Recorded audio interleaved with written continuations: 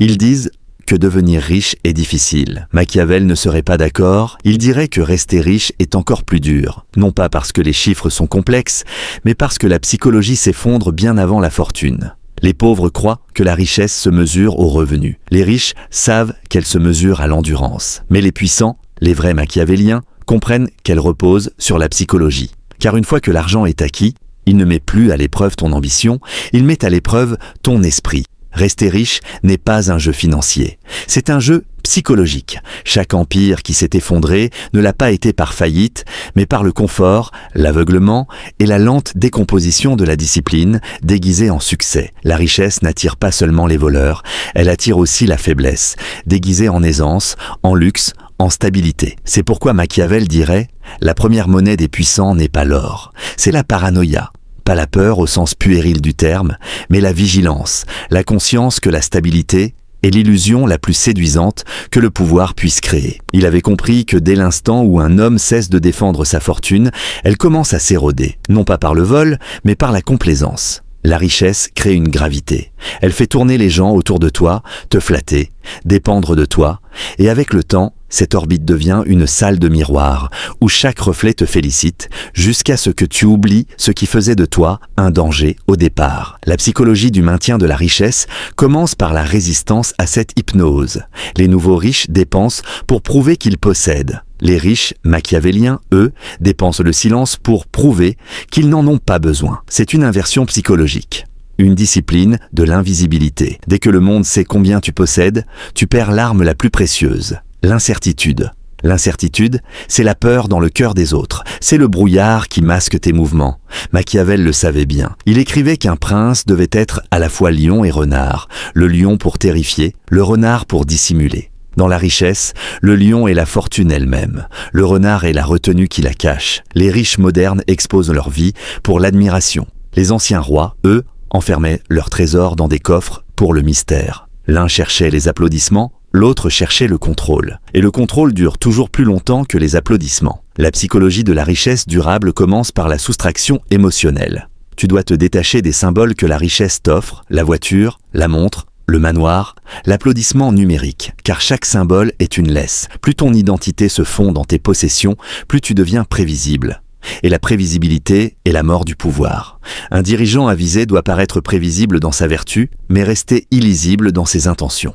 Machiavel traduit cela en termes de richesse. Laisse-les croire qu'ils connaissent tes habitudes, mais ne leur révèle jamais tes limites. Les véritables puissants ont une étrange tranquillité. Ils ne se précipitent pas pour s'expliquer, ni pour justifier quoi que ce soit. Leur richesse n'est pas bruyante, elle est stratégique. Tu ne sauras jamais exactement combien ils possèdent, mais tu constateras qu'ils ne semblent jamais en manquer. C'est une guerre psychologique silencieuse. Les gens craignent ce qu'ils ne peuvent pas mesurer. Machiavel aurait enseigné que la première règle pour rester riche à jamais, c'est l'asymétrie mentale. Ne jamais penser comme ceux qui t'admirent. Règle numéro 1, ne montre jamais la source de ta puissance. Les faibles veulent qu'on voie d'où vient leur pouvoir. Les puissants font tout pour qu'on ne le sache jamais. Le riche ordinaire se vante de ses investissements, de ses partenariats, de ses gains. Le riche machiavélien les cache dans un labyrinthe. Machiavel écrivait « Ce que l'on ne comprend pas, on ne peut pas détruire ». Expose la source de ton pouvoir, ton business, ton réseau, ta stratégie, et tu offres à tes ennemis la carte de ta citadelle. Ils n'ont plus qu'à creuser au bon endroit. Les véritables puissants rendent leur richesse illisible. Tu peux voir le château, mais jamais les souterrains. C'est pourquoi ils utilisent des prête-noms, des sociétés fantômes, des structures opaques. Ce n'est pas de la paranoïa, c'est de la survie. Le danger n'est pas que les gens te volent ton argent, mais qu'ils apprennent comment tu le fais circuler. Les riches naïfs s'enrichissent une fois. Les riches stratèges s'enrichissent à répétition, parce que personne ne comprend le mécanisme. Règle numéro 2, utilise tes ennemis, ne les évite pas. Les riches émotifs cherchent à être aimés. Les riches puissants cherchent à être nécessaires. Machiavel disait « Les ennemis gardent un prince éveillé.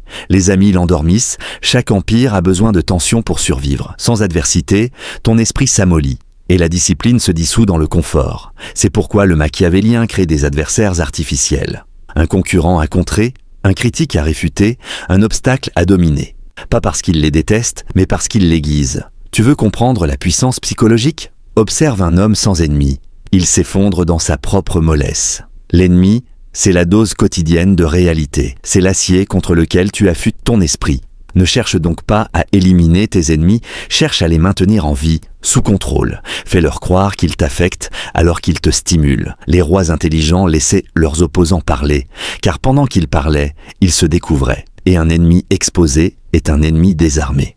Règle numéro 3, la richesse est un théâtre. Joue ton rôle, les masses veulent te croire à une image. Les riches qui dominent comprennent que la perception vaut plus que la réalité. Machiavel écrivait « Il n'est pas nécessaire d'avoir toutes les vertus, mais il est indispensable de paraître les avoir. » Traduis cela dans le langage moderne, tu n'as pas besoin d'être humble, altruiste ou désintéressé. Tu dois juste projeter cette impression. Pourquoi ? Parce que la perception désarme la critique. Les gens pardonnent la richesse tant qu'ils pensent qu'elle est méritée. Alors, fais de ta réussite une histoire morale. Cache la stratégie derrière un récit de travail, de mérite ou de hasard. Pendant qu'ils applaudissent ton histoire, tu continues ton jeu, sans résistance. Les puissants jouent pour plusieurs personnages à la fois, le mentor généreux pour les masses, le stratège froid pour ses associés, le fantôme silencieux pour ses ennemis. Ce n'est pas de la duplicité, c'est de la survie politique. Car dans ce monde, tu n'es pas jugé pour ce que tu fais, mais pour ce que tu sembles être. Le pouvoir, comme la richesse, appartient à celui qui maîtrise la perception. Règle numéro 4, la discipline doit survivre à la victoire. Quand tu étais affamé, tu étais concentré. Chaque minute servait à monter. Mais dès que tu gagnes, la tentation te murmure « tu l'as mérité ». Et c'est là que tout s'effondre. La plupart des riches ne perdent pas leur fortune par malchance. Ils la perdent parce qu'ils se détendent. Ils troquent la vigilance contre le confort, la rigueur contre le plaisir. Machiavel l'avait prévu, les périodes de paix engendrent les causes de la ruine. La victoire crée un faux sentiment d'invincibilité. Tu crois que ton système est parfait, alors tu arrêtes de l'entretenir. Le machiavélien authentique ne célèbre jamais vraiment ses victoires. Il les observe froidement, comme un général sur un champ de bataille encore fumant. Parce qu'il sait qu'à cet instant précis, les graines de la décadence commencent à germer. La discipline doit devenir ton identité, pas ton outil. Car si elle dépend du besoin, elle disparaîtra dès que tu n'auras plus faim. L'homme doit craindre la mollesse plus que la guerre. Machiavel, c'est pourquoi les puissants créent leurs propres menaces internes, des objectifs impossibles, des échéances absurdes, des compétitions imaginaires. Ils ne travaillent pas pour l'argent, ils travaillent contre la décadence. Règle numéro 5. Cultive la paranoïa stratégique. Les faibles appellent ça de la méfiance. Les forts appellent ça de la lucidité. Machiavel disait qu'un prince devait toujours s'attendre à la trahison. Non pas parce que tout le monde est mauvais, mais parce que le pouvoir change les gens. Le jour où tu réussis, les regards changent. Ceux qui te félicitaient hier t'envient aujourd'hui. Ceux qui t'admiraient veulent désormais te remplacer. C'est pourquoi la paranoïa n'est pas une maladie du pouvoir, c'est son vaccin. La vigilance constante est ce qui empêche ton empire de devenir la proie de ceux qui te sourient. Le machiavélien analyse chaque sourire comme un mouvement d'échiquier. Il lit les intentions derrière les compliments, les signaux dans les silences, les dangers dans les alliances trop faciles. Il ne fuit pas la trahison, il l'anticipe. Et souvent, il la provoque volontairement pour tester la loyauté de son entourage. Les grands dirigeants de l'histoire savaient qu'une loyauté non testée est une loyauté illusoire. Ceux qui t'aiment, sans raison, peuvent te haïr sans raison. Alors teste, observe, analyse et n'oublie jamais, la confiance aveugle est une offrande que seuls les naïfs font au destin. Règle numéro 6, contrôle la circulation de l'information.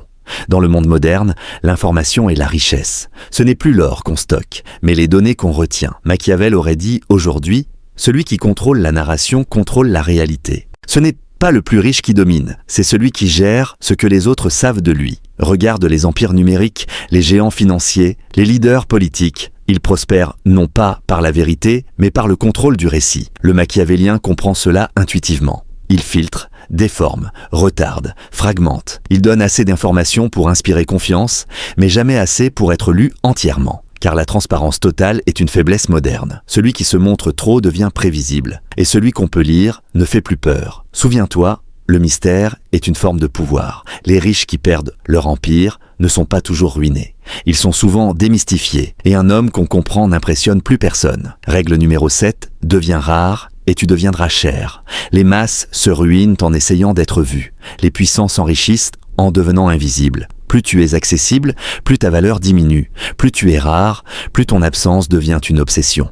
Machiavel écrivait « Ce qui est souvent vu est souvent méprisé. Le riche naïf veut être populaire. Le riche machiavélien veut être inaccessible. Il comprend que la rareté crée le désir et que le désir crée l'illusion du mérite. Ne réponds pas toujours, ne te montre pas partout, ne parle pas à tout le monde. Car chaque apparition doit être un événement, pas une habitude. Les anciens rois ne sortaient pas chaque jour, ils laissaient leurs sujets attendre leur présence. Cette attente créait du pouvoir. Aujourd'hui, l'homme moderne s'exhibe sans comprendre qu'il dilue sa propre aura. Et l'aura, une fois perdue, ne se rachète pas. Le silence et la rareté ne sont pas des stratégies sociales, ce sont des instruments d'intimidation psychologique. Celui qui parle moins force les autres à interpréter. Et quand les autres interprètent, ils te prêtent toujours plus de mystère, donc plus de pouvoir. Règle numéro 8, maîtrise l'art du silence. Le silence est une arme, mais la plupart parlent pour se rassurer. Le machiavélien, lui, parle seulement pour contrôler. Machiavel disait « Celui qui parle trop se trahit lui-même ».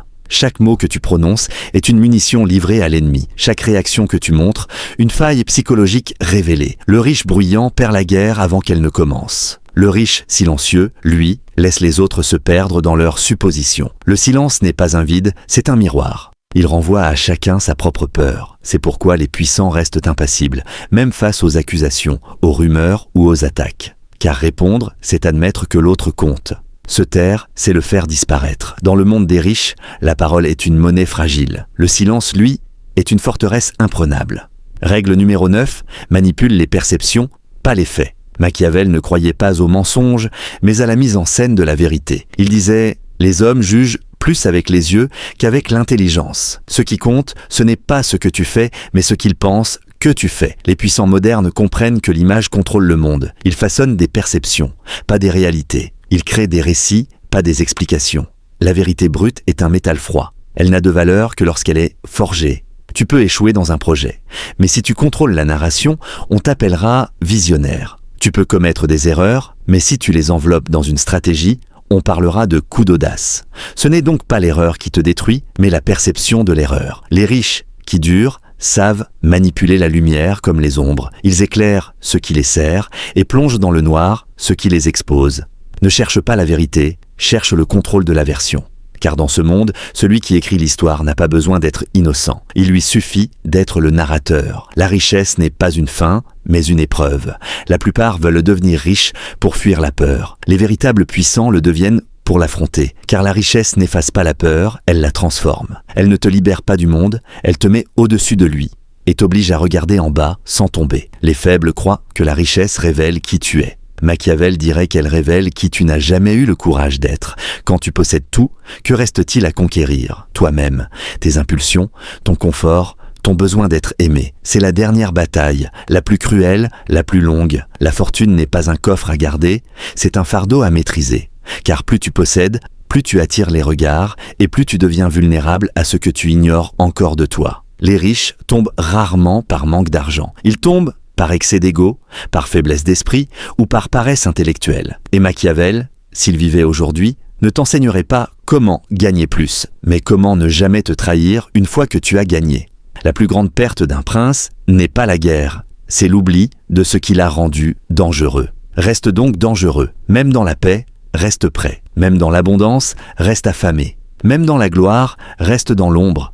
Car le monde appartient à ceux qui savent que la richesse est un champ de bataille et que le véritable empire ne se trouve pas dans les comptes bancaires, mais dans la forteresse de l'esprit.